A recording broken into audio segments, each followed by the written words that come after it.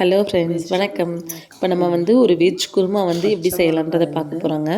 ஒரே ஒரு பெரிய வெங்காயம், 2 பச்சை மிளகா, 2 தக்காளி கட் பண்ணி வச்சுருக்கேன். அது கூட ஒரு காலிஃப்ளவர் சின்ன பூ, அப்புறம் ஒரு உருளைக்கிழங்கு தோல் சீவி நல்லா நறுக்கி வச்சுருக்கேன். பீன்ஸ், கேரட், அப்புறம் 1 ஸ்பூன் அளவு இஞ்சி பூண்டு பேஸ்ட், உரிச்ச பட்டாணி நான் எடுத்து வச்சுருக்கேங்க. நீங்கள் பட்டாணி ஊற வைக்கிற பட்டாணியும் எடுத்துக்கலாம், காஞ்ச பட்டாணியும். ஆனால் அது கொஞ்சம் வேக வச்சு எடுத்துக்கோங்க. சின்ன சோயா பார்த்திங்கன்னா சுடுதண்ணியில் ஊற வச்சுருக்கேங்க. இப்போ அரைக்கிறதுக்கு தேவையான பொருட்கள் பார்க்கலாம். தேங்காய் நான் கொஞ்சம் எடுத்திருக்கேன்.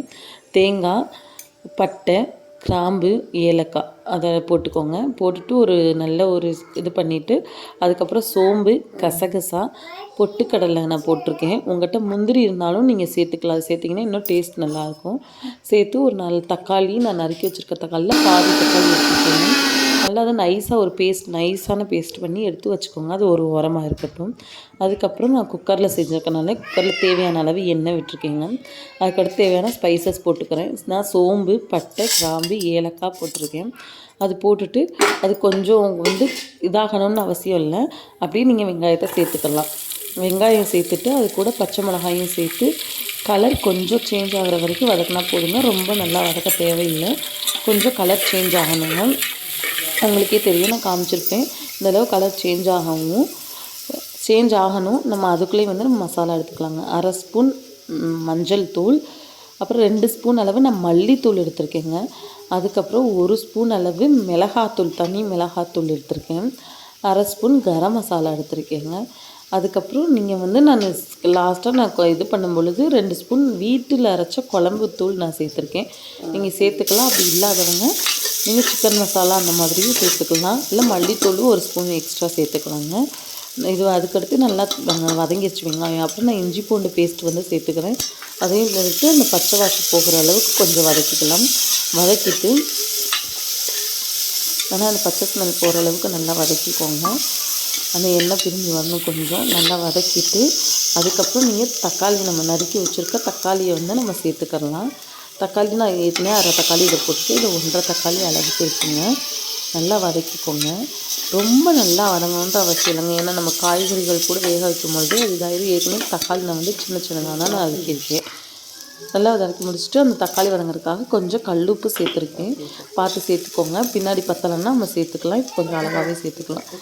கல்லுப்பு சேர்த்துட்டு நான் இப்போ நறுக்கி வச்சுருக்க காய்கறிகளை சேர்த்துக்கலாங்க.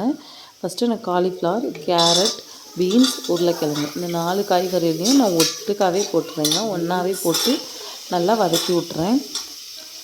உங்களுக்கு இன்னும் வெஜிடபிள்ஸ் வேணுமோ போட்டுக்கலாம். இல்லாட்டி உங்கள்கிட்ட இதுலேருந்து ஒரு 3 வெஜிடபிள்ஸ் இருந்தாலுமே போதுங்க. உருளைக்கிழங்கு, பீன்ஸ், கேரட் இருந்தாலுமே போதும்.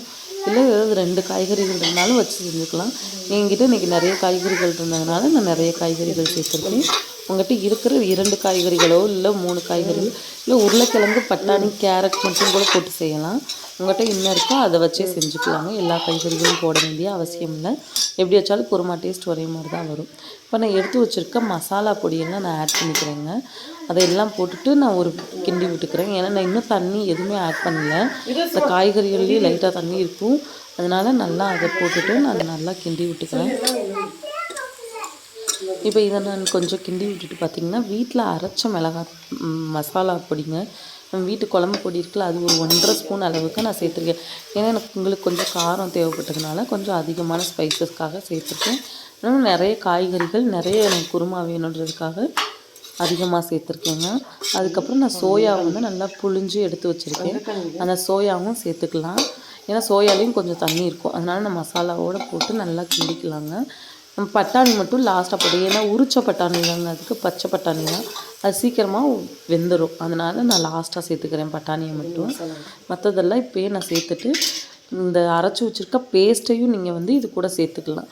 சேர்த்துட்டு நம்ம என்னென்ன போட்டிருக்கோன்றதை பார்த்துக்கோங்க. முந்திரி சேர்த்துக்கலாம். இல்லை உங்களுக்கு குருமா கொஞ்சம் எக்ஸ்ட்ரா வேணால் தேங்காய் கொஞ்சம் எக்ஸ்ட்ரா சேர்த்துக்கலாங்க. நல்லா வதக்கிட்டு அந்த மிக்ஸி ஜாரையும் நான் கொஞ்சம் கழுவி ஊற்றிட்டு நல்லா வதக்கிட்டு உங்களுக்கு எவ்வளவு தண்ணி தேவைப்படுதோ நீங்கள் அவ்வளோ தண்ணி ஊற்றிக்கலாங்க. ஏன்னா நம்ம தேங்காய் சேர்த்துருக்கோம், பொட்டுக்கடலை சேர்த்துருக்கோம். கொஞ்சம் நீங்கள் தண்ணி ஜாஸ்தியாக விட்டால் கூட அது தெரியாதுங்க. டேஸ்ட்டு எப்படியே தான் இருக்கும். ஏன்னா நம்ம இது போட்டிருக்கனால அது கொஞ்சம் திக்னஸாக தான் இருக்கும். பொட்டுக்கடலையும் தேங்காய் இதெல்லாம் சேர்த்துருக்கிறதுனால நம்மளுக்கு கொஞ்சம் திக்காக தாங்க இருக்கும். அதனால் உங்களுக்கு எவ்வளோ தண்ணியும் தேவையோ ஊற்றிக்கோங்க.